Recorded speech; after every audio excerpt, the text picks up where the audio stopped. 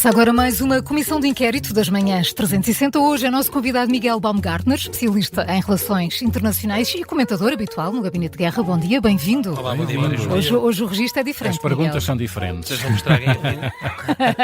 Mas sabes como isto funciona? 5 perguntas? Sim, já ouvi, eu costumo ver. Não sei se vou conseguir chegar às pontuações que tenho visto outros a fazer. Vamos ver. Há de tudo, há de 8 a 25. A pontuação mais baixa foi 8. Menos de 8 é que é capaz de correr, mas não acredito. Não acredito nisso. Vamos lá. Miguel ou Dom Miguel Visconde de Valpassos? Não, eu gosto de Miguel. Eu prefiro que me tratem por Miguel. Aliás, como eu cresci, ou como vivi muitos anos fora, nunca tive este hábito de ser tratado por doutor e essas coisas. Por exemplo, quer na Inglaterra, onde eu esteve, vivi muitos anos, ou quer na Alemanha, onde eu também, esta coisa de doutor não existe muito. E, portanto, às vezes, quando me chamam de doutor cá em Portugal, fico sempre a achar que estou a falar comigo. Não, prefiro que me chamem por Miguel. Por Miguel. Ou então pelo meu nome. Pelo meu primeiro nome, que pouca gente sabe, que é Gonçalo. Gonçalo. Sou Gonçalo Miguel. Gonçalo Baumgartner. Não vamos desvirtuar isto, vamos ficar pelo Miguel. Mas vamos começar pela nossa história, pela história de Portugal. Certo. Que rei português assinou o tratado que dividiu o Novo Mundo entre Portugal e Espanha, o Tratado de Tordesilhas? Boa pergunta. Boa pergunta. 1494. Isso é o Dom Manuel I? É anterior a esse. Anterior. Vá. E esta não serviu como ajuda, a seguir já serve. Sim. Portanto, Queres ajuda? anterior. Pois é. Temos aqui umas opções. Dom João, alguma coisa? É um Dom João. É. Dom João III? Quarto? Menos. Segundo, não é? É isso. Esta foi quase. Esta foi de borda. Exato. Mas, Miguel, como monarca que és, que valores da monarquia poderiam ou deveriam inspirar a presidência ou a política portuguesa? Acima de tudo, há algo há uma frase que muitos monárquicos dizem e que eu acho que é completamente errada, principalmente no século XXI, que é esta ideia quando eles dizem que foi criado desde a nascença para ocupar o cargo. Assim, eu acho que esse não é um valor que é importante. Da mesma forma que não gosto naquilo que se transformou aquilo que é o modelo da monarquia portuguesa, ou pelo menos aquilo que é o modelo do movimento monárquico português. Que hoje, e vou dizer isto, lá está, vou receber uma quantidade depois de mensagens nas redes sociais. Hoje é um movimento beato, é muito associado à Igreja Católica. Há muita gente que é monárquica e que não se sente católica ou não se sente tão praticante. Eu acho que um dos valores, acima de tudo, daquilo que é a monarquia é a sua capacidade de independência. Nós tivemos imensos reis que tentaram ser muito independentes, nem todos conseguiram, mas acho que é esta questão da independência, da separação mesmo dos partidos políticos. E nós vemos o que a chefia de Estado, à exceção de raras exceções, passa o pleonasmo, essa independência nunca aconteceu. E que exceções são essas?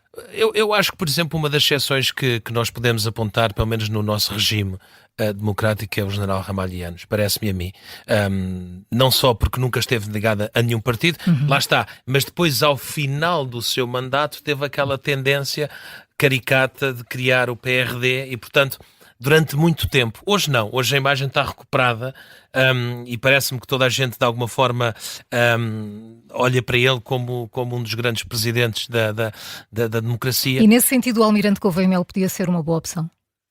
Isso aí vocês agora estão a pôr a independência que falas? O homem que se apresentou também ali com comparação com Dom João II. Exato. Exato, é verdade. Não foi erro. Nesse sentido, sim.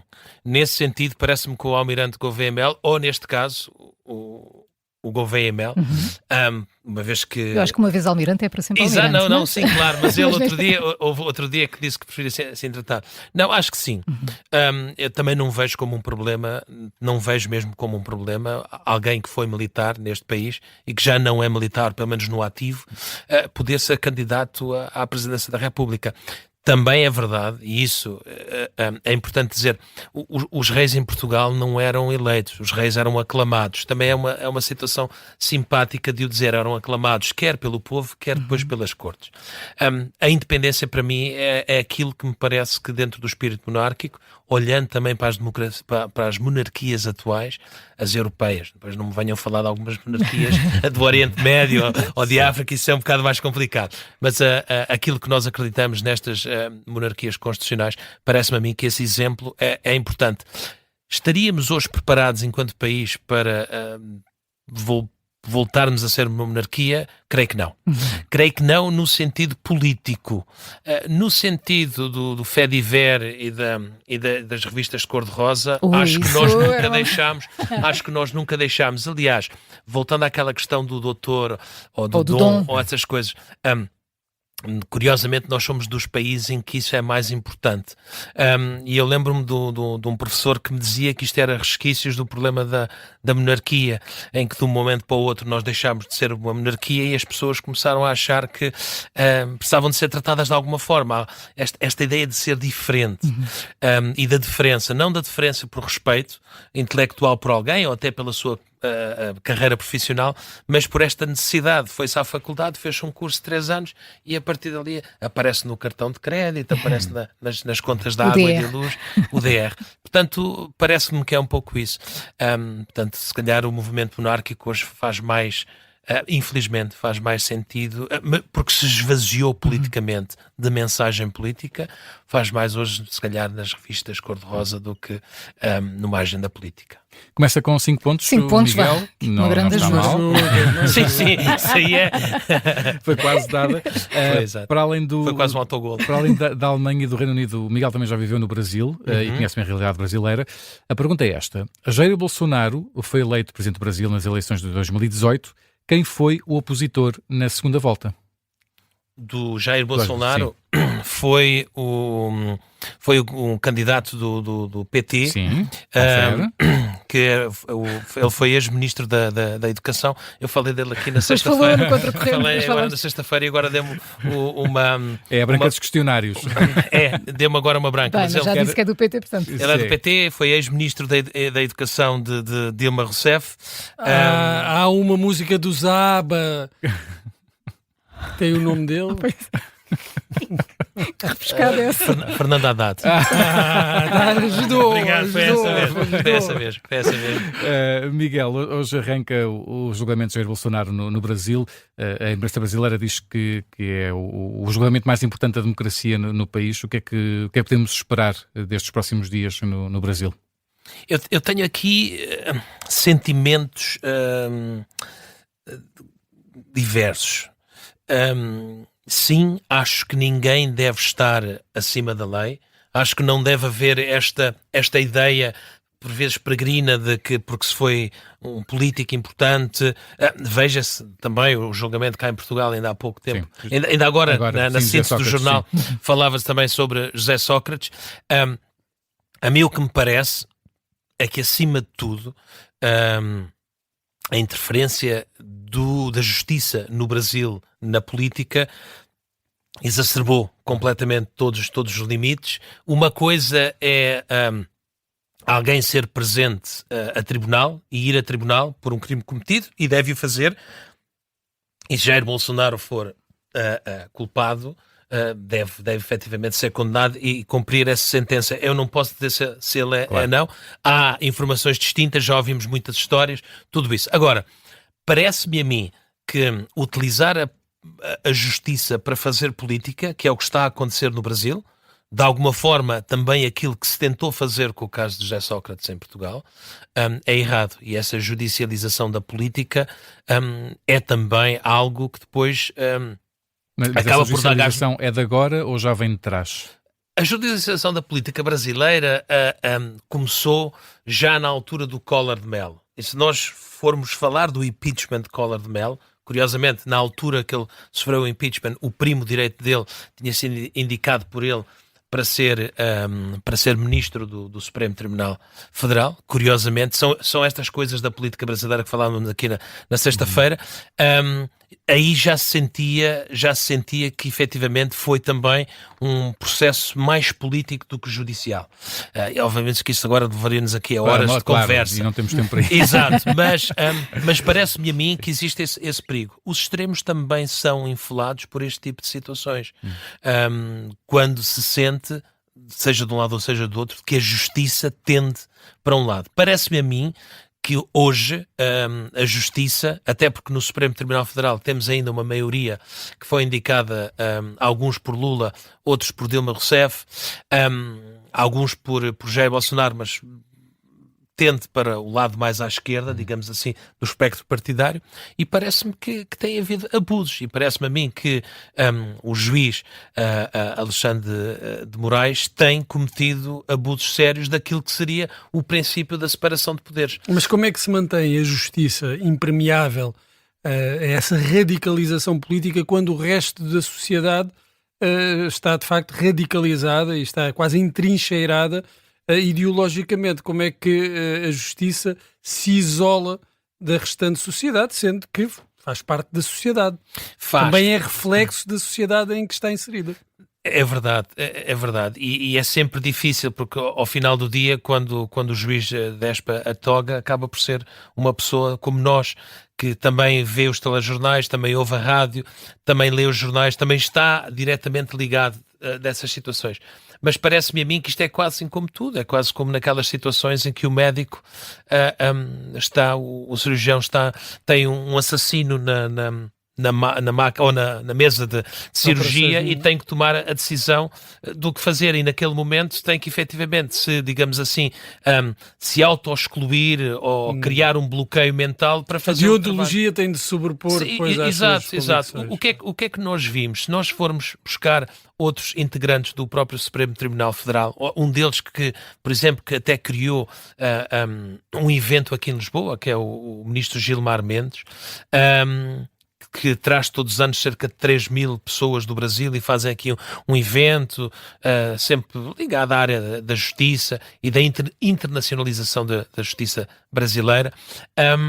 Nós vemos que há posições e há decisões que têm um cunho muito, muito político. É muito diferente daquilo que é o nosso entendimento e, como eu dizia aqui na sexta-feira, ninguém está a imaginar, por exemplo, nós termos o Presidente do Tribunal Constitucional a pôr, por exemplo, o professor Cavaco Silva em casa com uma tornozeleira eletrónica nesta situação. E o que me pareceu que existe neste caso específico de Bolsonaro, e atenção, não estou aqui a defender Bolsonaro, mas o que me pareceu é que houve decisões que foram tomadas de uma forma muito gravosa e até desrespeitosa para alguém que já foi Presidente da República e mais, que eu saiba, ele vai agora a julgamento, mas nenhuma decisão transitou em julgado. E, portanto, o princípio da inocência a Jair Bolsonaro, parece-me a mim que, por parte da sociedade, até podia não ser dado, porque as pessoas têm a opinião, mas por parte da justiça deveria ter sido dado. E o que me parece é que não foi. Miguel, vais com 10 pontos, está a correr muito bem. Vamos à próxima. Cresceste em Inglaterra. Sim, a maior parte estudei lá. Formaste em Relações Internacionais, Ciência Política, mais tarde em Direito. Então vamos até lá. Em que ano o Reino Unido realizou oficialmente o referendo que levou ao Brexit? 2015. 16. Carreguei aqui para 16, exato. Depois saiu em 2020. Pois, exatamente. A diplomacia britânica continua a ter o mesmo peso de outros tempos? Ou mudou com a saída da União Europeia? Eu acho que a diplomacia... É difícil de responder. Não é difícil. É porque há aqui duas coisas, telegraficamente. A diplomacia britânica foi sempre muito forte naquilo que era a sua relação, principalmente com os Estados Unidos. Aí sim, sempre foi. E a União Europeia utilizava este canal britânico e chegamos a pensar nisso chegar. Há pouco tempo, quando vimos Keir Starmer com mas hoje Keir Starmer não tem o peso de outros primeiros-ministros e, portanto, isto parece que a política, a cada primeiro-ministro ou a cada presidente, vai de alguma forma, parece que vai perdendo. É quase como eu aqui com as minhas perguntas, é tudo um bocado ao lado. E, portanto, ou com as minhas respostas. E, portanto, o que é que acontece? Hoje a diplomacia britânica já não tem o peso de outros dias, porque o país também perdeu um certo peso. Esta ideia de estar isolado e esta ideia peregrina que o Reino Unido teve de que poderia, fora da União Europeia, ter o mesmo peso, nomeadamente dando a ideia de que a Commonwealth era uma instituição muito forte, errou completamente. Mas depois, o Brexit foi prejudicial para o Reino Unido? foi extremamente prejudicial para o Reino Unido. Por isso é que nós vemos hoje o Keir Starmer a considerar... Ainda estavas lá nessa altura, Miguel? Não, nessa altura já vivia na Alemanha. Mas muitos portugueses que viviam lá, e até alguns portugueses que eu conhecia, acabaram por se vir embora porque se começaram a sentir mal. O Brexit foi a abertura de uma caixa de Pandora que permitiu aquilo que acontecia. Os britânicos nunca tiveram completamente integrados neste espírito europeu. E veja-se o que era Margaret Thatcher. Margaret Thatcher fez parte da sua carreira política sempre contra Bruxelas. É famosíssimo aquele discurso dela no Parlamento Britânico, que ela diz quase aos gritos a dizer I want my money back. Portanto, eu quero o meu dinheiro de volta. O dinheiro de volta era as contribuições que cada Estado faz para a União Europeia, que depois é dividido e que recebe também em grande parte de volta. E, portanto, o Reino Unido... foi prejudicial na questão económica, foi prejudicial também na própria questão política. Por isso é que vemos que este Starmer é tentar-se colar à União Europeia em praticamente tudo, quer seja na questão das tarifas, quer seja na questão da Ucrânia. O peso que ainda há, nomeadamente naquele que é o chamado Foreign Office, já não é mais que os Estados Unidos. Eu acho que lá está. É mais por uma tradição e por a ideia que se ainda mantém do Reino Unido, deste peso, e as pessoas ainda se lembram muito do peso que tinha a própria Rainha Isabel II, mas já não é o mesmo. Isso também mudou com a morte da Rainha? Mudou. Hoje, se calhar, se nós perguntarmos às pessoas falamos como é que se chama... Falamos muito menos do rei. Nós falamos muito bem do rei. Nunca entendi porque é que nós cá em Portugal temos esta ideia de traduzir os nomes. Porque é o único país que eu conheço em que nós traduzimos os nomes mas por exemplo dos filhos já não traduzimos. Exato, nós chamamos William e Harry, em vez de ser Guilherme e Henrique. E portanto nós não fazemos isso. Provavelmente se ele vier a ser rei passamos a chamar Guilherme. Exato. Mas parece-me que é um pouco isso. Já não tem o peso que teve noutro tempo. Não é que a Europa o tenha ido buscar de alguma forma. Parece-me que hoje a Europa... Sim, não acumulou. Não acumulou. Parece-me que a Europa hoje tem pouco peso. Então isso é ótima deixa. Para a próxima pergunta. Vamos lá chegar, mas vamos dentro da Europa, um bocadinho mais para leste. Qual o atual nome da cidade que entre 1925 e 1961 se chamou Stalingrado? E depois antes disso foi Leningrado, não foi? Não, essa é outra.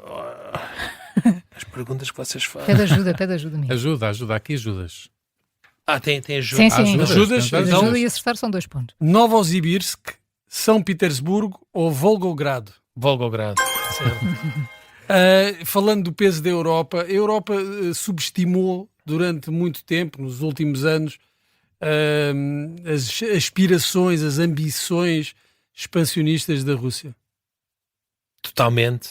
E isso deve-se, acima de tudo, um dos políticos a quem nós devemos isso chama-se Angela Merkel, que talvez por vir do mesmo ambiente alemão de que Putin também viveu. Cabe lembrar que Putin foi instrutor, na altura que estava no KGB, dos serviços secretos e da polícia secreta da República Democrática Alemã, e portanto viveu muitos anos nessa parte da Alemanha, e Angela Merkel vem daí, e portanto eu acho que ela sempre sentiu de que poderia chegar ao coração dele, digamos assim, até porque eles quando estavam juntos falavam em alemão e tudo isso, e criou-se esta ideia de que o problema da Rússia era um problema económico, ou seja, que nós podíamos fazer um certo outsourcing com a Rússia, ou seja, nós fizemos todo este outsourcing em termos energéticos à Rússia, pagámos milhões e milhões de euros para isso, e creio que se criou muita ideia de que enquanto nós pagássemos à Rússia, enquanto nós continuássemos a comprar energia e continuássemos a ser completamente dependentes da Rússia para a questão energética, de que Putin ficaria quieto. Mas não era normal pensar isso? Não era essa a ideia também? Aliás, não é essa a ideia que está na gênese da Europa, da União Europeia, que através das ligações comerciais e económicas se garante a paz? Sim, isso é verdade. Nós somos mais uma união económica do que uma união política, mas nós, quanto sociedade ocidental, nós cometemos um erro. Uma das promessas que foram feitas no memorando de Budapeste, e é quando da queda da União Soviética e depois, digamos assim, vamos por aqui uns parênteses, da democratização das ex-repúblicas soviéticas, o que foi acordado com Moscovo era que nem que as ex-repúblicas soviéticas não entrariam na NATO. Ou seja, os ex-membros do Pacto de Varsóvia não entrariam na NATO. Foi essa a negociação que foi feita, inclusive para haver a diminuição da proliferação de armas nucleares. Foi assim que a Ucrânia foi enganada, digamos assim. E cedeu o seu arsenal nuclear. Cedeu o seu arsenal, que era soviético, portanto há sempre aquela discussão a quem é que pertencia. Mas pronto, foi essa a situação. E depois de 94, 95, com Bill Clinton, viemos por aí abaixo e integramos todas essas ex-repúblicas soviéticas na NATO. E nós achamos porque mantínhamos o canal económico ligado a Vladimir Putin, de que não haveria problema. E parece-me a mim que se poderia ter encontrado uma forma diferente de dar ou de conceder algumas medidas securitárias a essas ex-repúblicas sem a necessidade de integrar. O que é que aconteceu? Do nosso lado, nós não cumprimos o acordo. Obviamente que isso não justifica as reações de Putin, isso não justifica a invasão da Geórgia, nem a invasão da Ucrânia, nada disso justifica. Mas deste lado nós também não cumprimos o acordo. E, portanto, isso permitiu a que pelo menos hoje Putin tenha uma certa retórica em relação a isso. E quando ele fala, por exemplo, e ontem falava na Cimeira de Xangai, sobre o facto de uma das razões que ele tem para invadir a Ucrânia é... 2014, não é? 2014? Exato. É efetivamente aquela situação do golpe de Estado que houve na Ucrânia. É verdade, houve um golpe de Estado e houve um golpe de Estado sobre um presidente ucraniano que era pró-russo. Nós depois precisamos aí de ler toda a história, mas isso não deixa de ser verdade. O problema é que nós aqui na Europa, como eu dizia aqui na sexta-feira, às vezes criamos uma certa ideia e idealizamos alguns líderes por conveniência própria da Europa. Parece-me a mim que nós deixamos de falar de toda a história política ucraniana dos últimos 15 anos. E centramos só naquilo que... E centramos só na questão que era mais vantajoso para justificar o porquê da Europa ter que apoiar a Ucrânia até ao final. Miguel, 12 pontos, falta uma pergunta e agora para algo completamente diferente daquilo que temos de acelerar um bocadinho. Falar agora. Sim. O Miguel é secretário-geral da Associação para o Desenvolvimento e Inovação para a Valorização da Reciclagem de Resíduos, chamada Waste to Value, e sabe esta de certeza, em que ecoponto se devem colocar as embalagens de plástico? Qual é a cor? Plástico é no azul. Então, Miguel. É no amarelo? É no amarelo. Sim. Vamos lá começar. Foi rápido mais a responder. Miguel, por os portugueses... Não é no azul. O azul é o cartão. É o cartão, papel. Essa associação é muito gira. Essa associação é uma associação que foi criada com um grupo de holandeses e também outras pessoas de outras nacionalidades. É uma associação que foi registada em Portugal, porque a maioria desses estrangeiros vive em Portugal, mas são projetos que são desenvolvidos em África. Neste momento temos um projeto enorme no Níger. O objetivo é criar valor através da reciclagem, não é? O objetivo é criar valor através da reciclagem, criar aquilo que se chama a economia circular, e neste momento no Níger o que nós estamos a criar é uma empresa, portanto ajudamos a desenvolver uma empresa que está a criar o chamado composto. Ou seja, utilizar tudo o que seja resíduos que possam ser utilizados depois para criar este composto, para criar solo para a agricultura. O Níger é um país que tem grandes dificuldades em termos de solo, porque tem um solo que não é fértil e, portanto, existem grandes problemas de fertilidade, e o que nós estamos a criar lá é criar este solo. Portanto, quando as pessoas às vezes vão comprar terrinha para as plantas e compram aquela terrinha preta depois para os potes, esta terrinha muitas vezes é composto que foi criado de resíduos orgânicos urbanos. E o que nós criámos lá foi isso tudo. E tem sido um projeto extremamente interessante. E eu fui convidado por esse grupo de estrangeiros porque precisavam de ajuda para criar a associação e convidaram-me para ser seu secretário-geral. E tenho aprendido bastante. Aparentemente não. Aparentemente É só uma questão cromática. Lá em casa, quem é que faz a separação dos resíduos? Esta não vale. Esta já não conta. Lá em casa, quem é que faz a separação dos vidros? Somos todos. Não todos fazemos. Mas tem aqui uma coisa que eu devo dizer. Eu tenho alguma confusão com as cores. E, é daltónico? Sou com algumas cores. Não com o azul e o amarelo, mas algumas cores tenho alguma dificuldade. Miguel Baumgartner, obrigada. Obrigado. Até quinta-feira no Gabinete de Guerra. Até quinta-feira. Obrigado, Obrigado.